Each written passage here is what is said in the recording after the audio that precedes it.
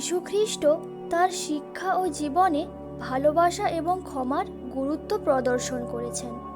তিনি তার অনুসারীদের শিখিয়েছেন যে শত্রুদেরও ভালোবাসা প্রয়োজন, কারণ এটি প্রকৃত ভালোবাসার প্রমাণ। যিশুর মতে যারা আমাদের বিরুদ্ধাচরণ করে তাদের প্রতি মমত্ব এবং সদয় মনোভাব দেখানো উচিত। শত্রুকে ভালোবাসা মানে তাদের প্রতি সহানুভূতি এবং দয়া প্রদর্শন করা।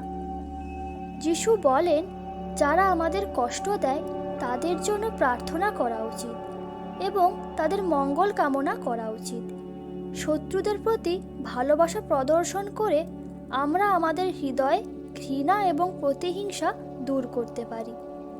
যিশু শিখিয়েছেন যে ভালোবাসা সব কিছুর ঊর্ধ্বে এবং এটি মানবতার প্রকৃত সৌন্দর্য প্রকাশ করে। শত্রুদের ভালোবাসা মানে তাদের প্রতি সহানুভূতিশীল হওয়া এবং তাদের জন্য ক্ষমা প্রার্থনা করা। এই নীতি অনুসরণ করে আমরা সমাজে শান্তি এবং ঐক্য প্রতিষ্ঠা করতে পারি।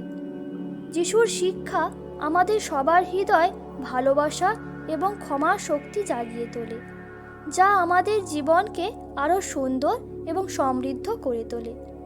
শত্রুদের ভালোবাসা আমাদের আত্মিক উন্নতি এবং মানবতার কল্যাণের পথে এগিয়ে নিয়ে যায়। কিন্তু আমি তোমাদিগকে বলিতেছি, তোমরা আপন আপন শত্রুদিগকে প্রেম করিও এবং যাহারা তোমাদিগকে তাড়না করে তাহাদের জন্য প্রার্থনা করিও।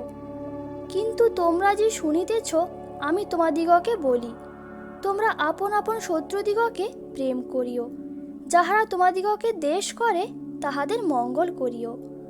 কিন্তু তোমরা আপন আপন শত্রুদিগকে প্রেম করিও, তাহাদের ভালো করিও এবং কখনো নিরাশ না হইয়া ধার দিও।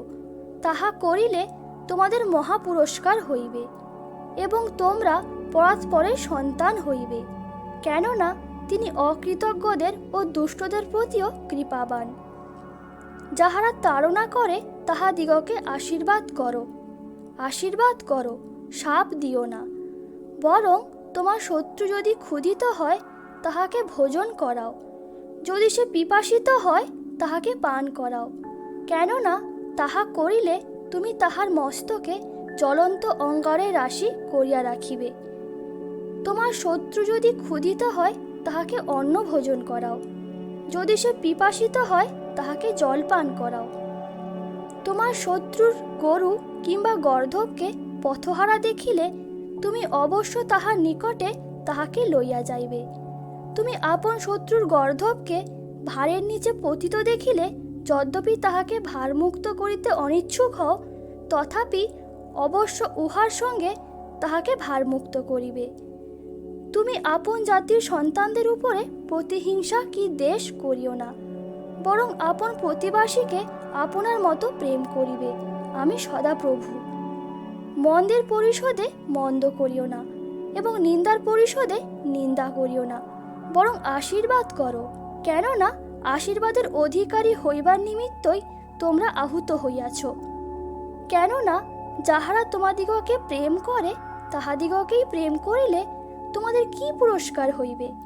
করগ্রাহীরাও কি সেই মতো করে না?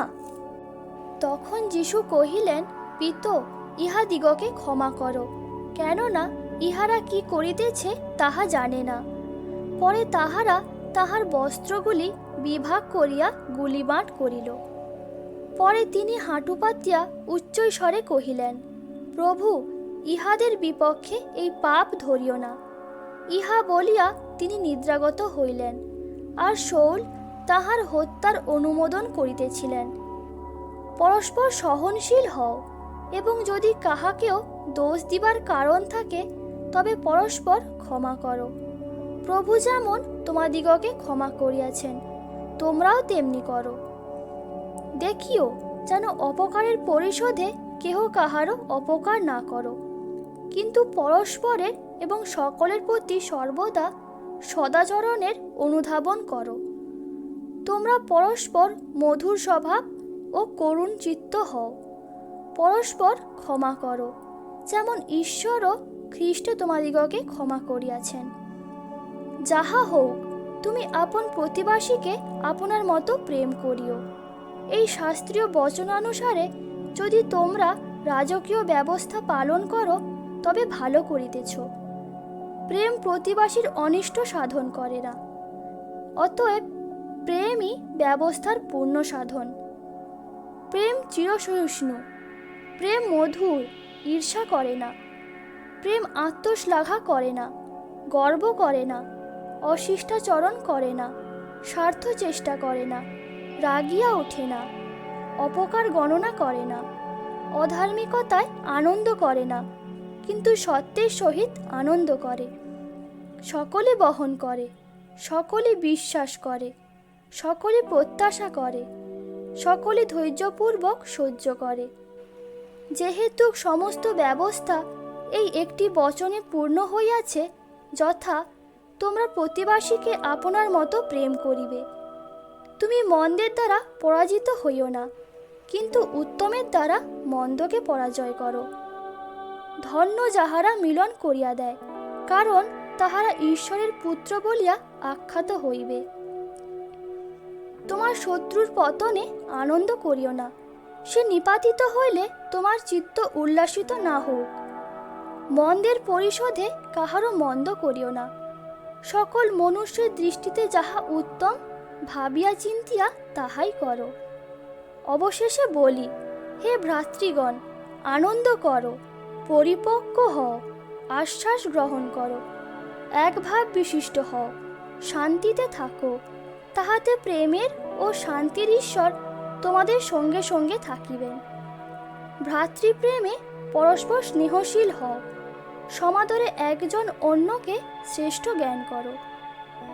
এক নতুন আজ্ঞা আমি তোমাদিগকে দিতেছি, তোমরা পরস্পর প্রেম করো। আমি যেমন তোমাদিগকে প্রেম করিয়াছি, তোমরাও তেমনি পরস্পর প্রেম করো। আমেন।